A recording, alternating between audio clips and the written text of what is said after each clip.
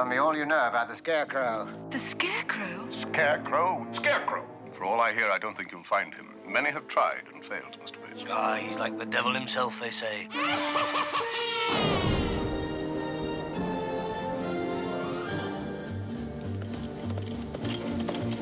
Dr. Sin seems to be, on the surface, a story of high adventure, but it's also a story of heart.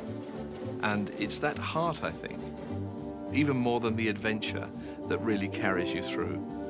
Dr. Sin, he's basically the masked avenger who has all the attributes of a villain, but he's on our side.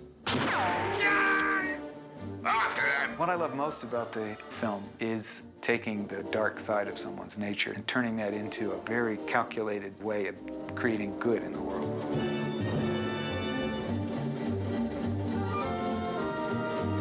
One of the things I've always admired about Disney was his unswerving ability to see a great story. From the moment you see the Scarecrow on his horse galloping across the countryside at night, this is powerful stuff. You want to know, who is this man? What is he doing? Who is he trying to help? You trust me? All of you? The first book about the Scarecrow was Dr. Sin, written in 1915. Dr. Sin was written by Russell Thorndike. Now, Russell Thorndike began his career as an actor. His sister was Dame Sybil Thorndike, one of the great actresses of the British theatre. Somewhere around 1905, he and his sister were part of an American tour of a Shakespearean theatre company, and they were staying in a hotel in New York. And a murder took place. They were rather shaken by this and couldn't sleep. So they passed the night by telling stories to one another. On that night, Russell Thorndike came up with the idea of Dr. Sin. This was the era of Sherlock Holmes and Zorro. So he came up with this idea based, I guess, on his familiarity with Romney Marsh. Russell Thorndike's mother had a cottage in this little village of Dymchurch on the coast of the southeast of England. In the 18th century, this part of the country was very much associated with smuggling. In fact, the Ship Inn, which features in the story, was one of his regular haunts. And even as an elderly man, he used to tell stories about smuggling and the area to anybody who would sit and listen to him. At the time that the stories of Dr. Sin are taking place, it's a time of heavy taxation. The king in these stories is King George, who was providing unjust taxation against the colonies of America. In Russell Thorndike's original story, the character of Dr. Sin has a very checkered past. He was ordained as a minister, but then through a whole series of personal tragedies, he became a pirate called Captain Clegg. After having all these bloodthirsty adventures around the world, he gets back to England, and his friend, who was the squire of Dymchurch, sets him up as the vicar. By day, the mild-mannered vicar. At night, the Scarecrow becomes the leader of a band of outlaws, like Robin Hood, using the monies from the sale of the contraband to bring relief to the people of his parish. The story, which was very complex and had lots and lots of twists and turns in it, ended with Dr. Sin's death, which was not a great thing if he'd thought about the possibility of writing a sequel. So 20 years after the first Dr. Sin book had been published, in 1935, he began writing a whole series of prequels to the story. The actual books are a huge, long, melodramatic story of high pulp adventure. The dramatic potential of Russell Thorndike's book, Dr. Sin, immediately caught the eye of filmmakers. A film was made by London Films. 1937 was the first movie called Dr. Sin with George Arliss. In 1956, an American writer, William Buchanan, came across Russell Thorndike's book, The Further Adventures of Dr. Sin. Buchanan thought this was a great yarn, but he thought he could also perhaps make one or two improvements to it. And a book called Christopher Sin was published in 1960 by Russell Thorndike and William Buchanan. This was the book which came to the attention of Walt Disney. Disney immediately bought the rights to it. Then there was a movie that actually got into competition with Disney. Hammer Films wanted to remake the 1937 version. Hammer Films, of course, they had the reputation of doing mostly horror stuff. Now, Disney, when they had bought the rights to the William Buchanan book, had also bought the rights in the name Dr. Sin. So Hammer Films' version of Dr. Sin became Dr. Bliss. The film was released in the States as Night Creatures. It's a dark film. The Sin character is still sympathetic, but I've always had affection for the Disney version because he's the most heroic presentation of the character on film. Give my gentlemen the king's gold. Share it among you. And remember, the Scarecrow's justice. In the 1960s, Walt Disney was making live-action films, films for television, and he was also involved with his theme park, Disneyland. And yet he always had time to be very, very involved in the shaping of a script, the casting of a script, bringing together the talents that would be used in those films. Walt was an amazing storyteller. He could look at a script or a story point and know immediately the best way to handle it. The Disney film begins with an American branded as a traitor for preaching freedom for the colonies. You're an American, are you not? Yes, sir.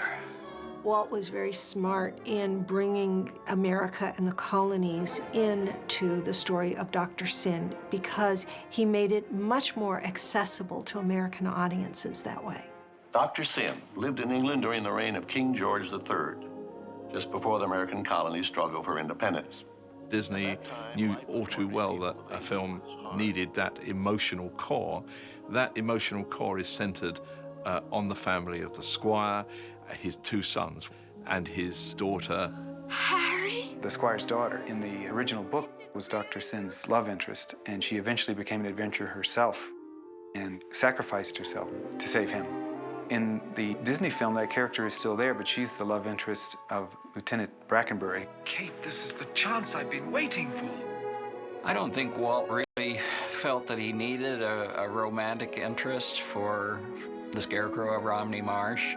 Disney was very wise in simplifying the script and not complicating it with an extra dimension. I think the two characters that he played were adequate for the story. One thing he did want to do, however, was find a part for Sean Scully. Sean Scully had appeared in The Prince and the Pauper for Walt just a few years earlier. Sean Scully's character is doing a very risky thing for a young man. He is the perfect character to be you when you're watching this. If you're that age, you are the squire's son, John. You're able to participate in the adventures. General Pugh was staying at your father's, you say? Your head's really in the lion's mouth, isn't it? Oh, they don't notice me, sir. You're going to let me ride with you tomorrow night, aren't you? Walt Disney, he spent a lot of time coming to England during the 1950s and 60s. He loved English theatre, and he brings together here a crack cast. And at the head of the cast, you have Patrick McGoohan. Patrick McGoohan had been in a television series called Secret Agent, but at the time that he made The Scarecrow of Romney Marsh, he really didn't have that prominence that he would get with The Prisoner in the late 1960s. Patrick McGoohan, he has a special gift for that kind of character where he seems to be always playing two roles. He's gathering information from the other characters, he's putting it together in his mind and planning his next move. He's very, very elegant and sharp and cool and centered. And then suddenly you see him as the Scarecrow. There's a great slash of a mouth and the stitching around the mask, these sort of hollows for the eyes. And he has a voice that sounds like something sort of scratching across metal. Cheat, liar, traitor, convicted by your own words. It's a very, very scary, intimidating presence. The makeup people, they took a cast of my head, and then they molded the mask to the cast so that wearing it was completely comfortable. Nothing was glued to anything. It was very comfortable. And he takes the mask off, and his entire demeanor is scholarly and gentle and smart. It's a blistering performance. An absolute Jekyll and Hyde split personality performance. Laughter, Sexton. Have you no respect for the dead? Dr. Sin was a kindly sort of fella, but with a will of steel. And I always saw the Scarecrow as his other persona. So neither one was dominant. They each were compatible with the other. And yet, the Scarecrow is not the real man. The vicar is the real man. Can nobody stop the villain? They'll still try, sir. Don't worry, they'll still try. I love George Cole's performance as Mr. Mipps. He seems to be a slightly shady character himself, but he's also on the side of right. You want to know about Scarecrow, don't you? You want to get your hands on him, don't you? Well, better you than me, sailor. You only have to watch the film to see that these are really, really fine actors. You have a cast which includes Tony Britton, Michael Hordern, Geoffrey Keane. These were people who were household names in Britain. General Pugh. Father, Now keep no. out of this, Kate. Press gangs, don't dare mention those blackguards in this house. I very much like Michael Hordern's performance as the squire. He's very ramrod and upright, but he's also a very warm, sympathetic character. He wants to do the right thing by his people and yet is bound to the law. Leave these people in peace, you loudmouth with your threats. You go beyond the law. Oh, no, I don't. He's a character who is caught in the middle. I have my authority from the king. If you have any objection, complain to him, sir, not to me. The director of Dr. Sin was James Neilson, who was American. Scarecrow of Romney Marsh was his first film in England. James Neilson was a very, very experienced television director. He'd done a lot of westerns. But of course, Dr. Sin was storyboarded. The directors had to shoot to that storyboard.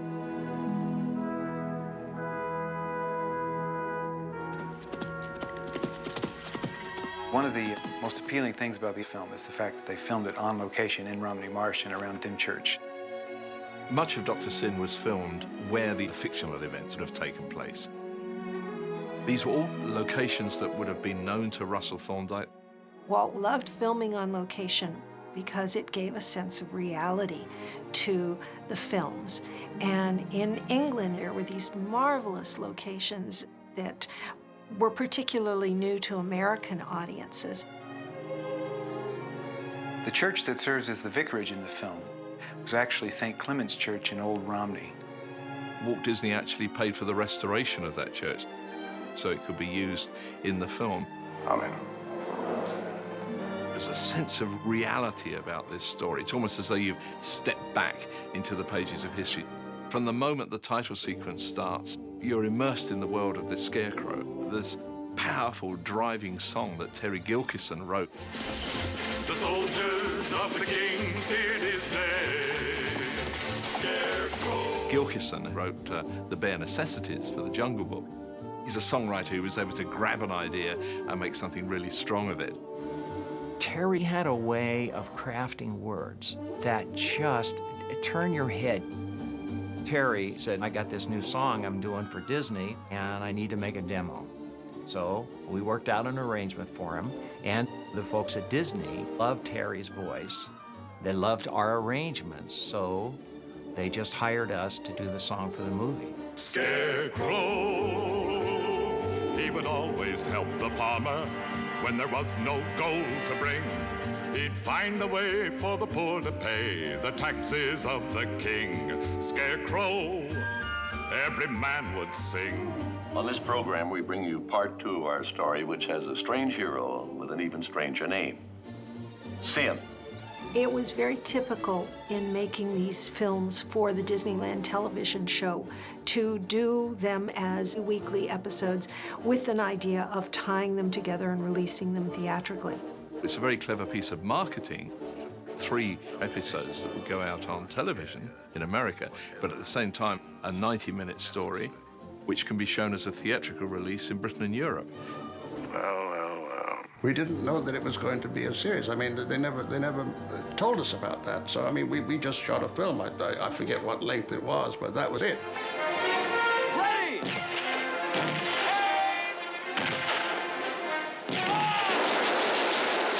The theatrical version moves very quickly, but you lose quite a bit of the extra texture and the backstory and some of the other characters. Walt knew that he could release it theatrically, he could show it again in television, and his audience would not be cheated because they'd be getting a different experience. It was a big success in England. There was a novelization and a comic book version. This was a very, very important film when it opened for a family entertainment in Britain. The film in its various incarnations has an audience terribly loyal to it and really passionate about it. One of the things that surprises me when you look at Dr. Sin today is just how powerful it is. Immediately it engages you, it locks you into the story. The characters evolve, and one by one, they buy your emotion. What I think resonates for me the most is that by identifying with this character, taking on a task that demands putting the good of others above their own safety. A new life, gentlemen, the new world, and freedom very soon. It's a very ennobling feeling. This was a theme that was part of Walt's life. I'm not sure that Dr. Sin, as conceived by Russell Thorndike, is anywhere near as moral as the way he appears in this film. But here is a story which manages to convey action and thrills with this very strong, family, idealized, moral feeling. It's an extraordinary film.